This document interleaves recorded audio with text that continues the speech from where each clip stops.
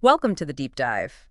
Today, we're zoning in on our own backyard, Deer Park, LaPorte, and Pasadena, Texas. Right. Many of you probably wonder what really built this place, Yeah, what shaped the community. exactly. So today, we're digging into the roots, specifically the early businesses, mostly focusing on LaPorte based on the sources we've got. Yeah, the goal here is to uncover those stories, the businesses that laid the groundwork. More than just names, right? Definitely. We want to see what these early ventures tell us about the area's character, its resilience, too. Okay, let's get right into it then. It seems, despite setbacks like fires, storms, hotels were among the very first things built here. That's right. Sources mention the Ballantine Laporte Hotel, the Artesian Hotel, examples of early hospitality. Which is interesting. Makes you think about what the priority was. Maybe connection, travelers? Could be. These places weren't just beds, They were meeting spots. News traveled with the visitors, locals connected there Makes sense. LaPorte as a connecting point, maybe. early on. It seems plausible, whether for people passing through or maybe those looking to put down roots. And keeping people informed. Newspapers were key.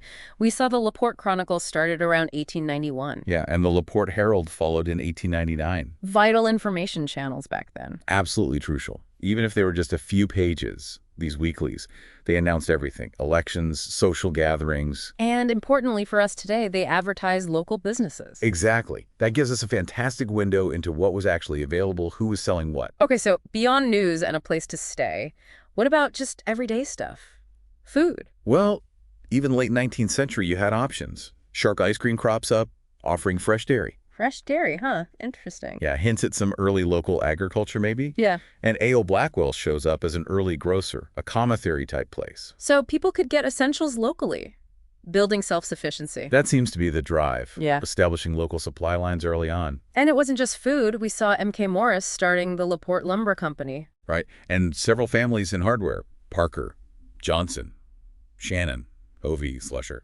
Plus A.H. Willits constructing brick buildings. Feels like a community literally building itself. Definitely. The Lumber Company. Multiple hardware stores. Tells you there was a lot of construction going on. People building their own town, really. A strong sense of self-reliance, seems like. Investing in their own infrastructure. And interesting note here, leisure wasn't ignored. Frank Coleman and Floyd Simpson had a restaurant near Sylvan Beach. Yeah, that's a key point. Even early, there's this idea of balancing work and, well, life, recreation. Suggests they wanted a well-rounded place, not just commerce. Exactly. Appreciating quality of life, having social spots from the get-go. Now here's a great detail. Hayes Hamilton, an early settler, Uh-huh. became the town's first iceman. Apparently he'd travel all the way to Houston. In a wagon. Yeah, every 2 weeks just to get ice. Around the turn of the 20th century. Wow. That really paints a picture, doesn't it? Yeah. The effort involved for something we just don't even think about. Shows ingenuity and how reliant they were on outside places for something. For sure. His initiative, providing ice, that's early LaPorte entrepreneurship right there. We also saw Richard Baker and his wife Mae Bush. They ran several businesses. Including the Panama Grocery, starting way back in 1895. So multiple independent groceries before supermarkets took over. Right. Different shopping experience back then, That's probably. personal. Likely. Store owners knew their customers, probably served specific neighborhoods, a more community-focused kind of commerce. Then there's the B.F. Howell building. Sounds significant. 2 stories, mercantile, in Newtown. Yeah, a major early building. It even housed a movie house later on. And it survived the 1915 hurricane. Amazingly, yeah. Just minor damage. That building must have been a real anchor. What exactly is a mercantile building, like a department store? Sort of. It would typically offer a bit of everything, dry goods, maybe hardware, clothes, household items, all under one roof. Its survival makes it a landmark, but also kind of a symbol, maybe, of resilience. I think so. And its later use as a cinema shows how the community and its buildings adapted. We also read about the Johnson building on Main Street, around 1900. Housed a funeral parlor. Yeah, and apparently sometimes called the Johnson Hotel. That's quite a mix. True. Funeral parlor and hotel. Well, in smaller developing towns, space was often flexible. Might have been practical then. Resources were maybe used differently. Probably. Scale was smaller. Maybe services were more integrated into daily life. And the Lisenby Grocery later became an IGA, described as a gossip and grab grocer. Haha, yeah. Highlights the social side, doesn't it? Absolutely. Apparently connected to other businesses too, even a saloon. And John Lisenby played in the town's first band, See, these places were more than just shops. They were social hubs. where people connected, shared news, the gossip part. Exactly, part of the community fabric. That interconnectedness is really clear there. Okay, moving into the early to mid 20th century, infrastructure starts developing more. Industries pop up, Right, like the Broadway Wharf, down at the end of Broadway Street. used for transferring lumber, other materials. And then a sawmill opened nearby on the San Jacinto Bayou. Shows LaPorte connecting to regional trade. What kind of impact would a local sawmill have? Oh, huge. Processing lumber locally, big boost for construction, creates jobs, fuels growth, strengthens that connection to the wider economy. Interesting, too, the attempts at agriculture. Some things didn't work, but figs did well here. Yeah, the climate was right for them. And then there's Henry Benjamin, Happy Harrison, a former baseball player, That's the one. Started a fig farm, even a cannery. and later became mayor, Quite the career path. Shows that local adaptability, people contributing in multiple ways. investing deeply in the community. For sure. His fig farm helped the economy. His mayorship showed civic leadership. Individuals really could shape the town. We also saw the Bratton Horseshoeing and Wagon Works from around 1895, A reminder of essential trades back then. Blacksmithing was vital. and it says descendants were still in LaPorte when this source was written. That's real long-term connection. It really speaks to those deep local roots, families sticking with the community, contributing across generations. The Besson building comes up again, a dramatic story this time. The three-story one at 2nd and Main. Yeah. Had an early car fueling setup, gasoline in barrels, You imagine. hosted a Chamber of Commerce banquet later, but then destroyed in the 1915 fire. And the fire started at the fueling station, progress and risk hand in hand. Yeah. And the photo apparently shows the first permanent schoolhouse in the background. It's all happening at once. Education, commerce, new tech, and the dangers that came with it. We also meet Gertrude Ackerley, businesswoman, had a ladies' goods shop on Main. And she was interested in local history, too. It's great seeing that early community engagement beyond just running the shop. Suggests these early owners felt a real connection to the town's identity, wanted to preserve its stories, strengthens the social fabric. LaPorte Hardware, Main, and second.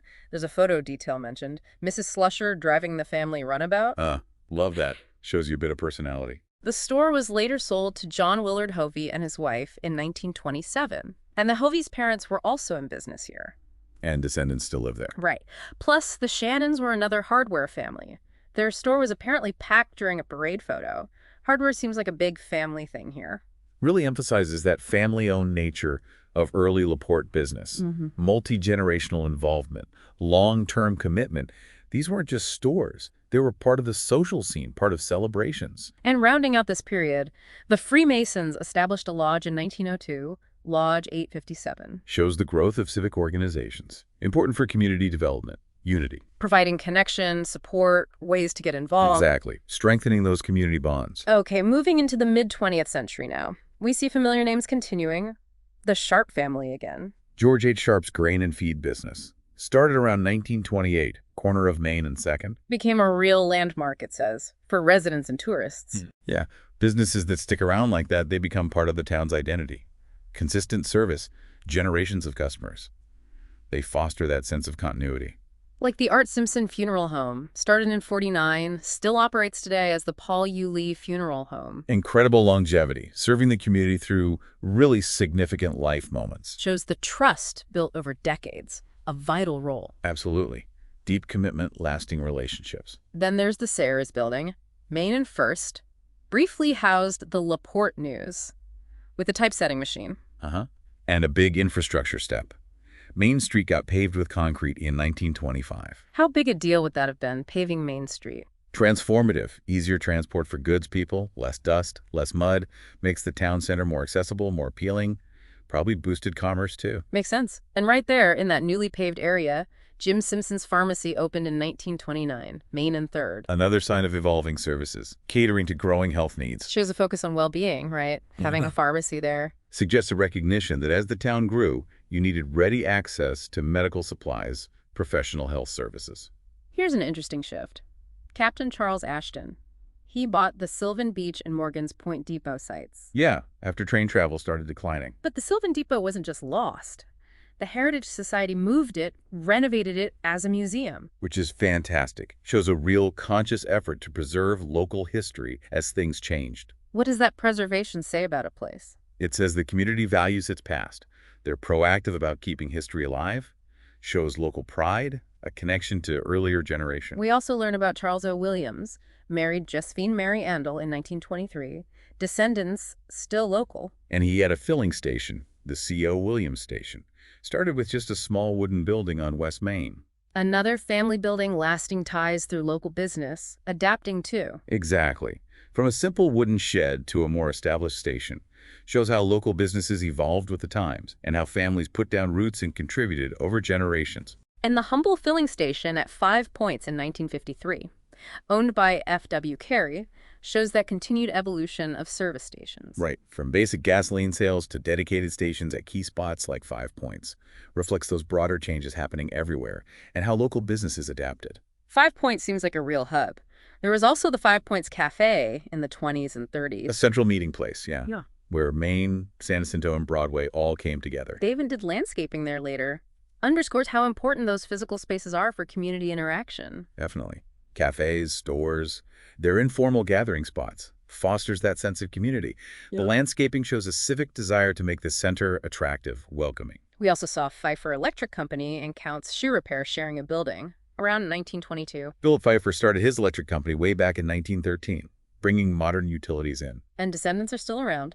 George Counts from the shoe repair became a judge. Amazing, isn't it? How people from these early businesses contributed in so many ways. Shows that deep link between commerce and civic life. And the light plant burned down in 21, but was rebuilt.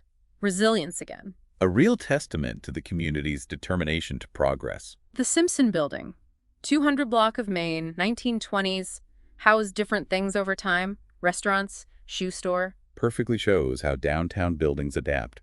Reflects changing needs, new entrepreneurs, a microcosm of the local economy. Hughes Motor Company, the Chevy dealer in the 40s, on a corner. It gives a little snapshot of the auto industry here, and even mentions low weekly pay back then, a historical marker. It later became McMillan Chevrolet, so continuity there too. Shows that ongoing evolution within the local business world. Linwood Anderson, arrived in 39, started with a Texaco at 5 Points. Then other ventures, like the shoe stop. Another story of that local entrepreneurial drive, seeing opportunities, building businesses, establishing family roots. Contributing to the town's vitality, creating those lasting connections. Pew Store sounds like a classic, the go-to place in the 40s and 50s. Yeah, known for having, like, everything you needed and opening early. Sounds perfect for a family town. The essential local general store. A vital hub for daily life. Reflects that close-knit community feel. And finally, theaters.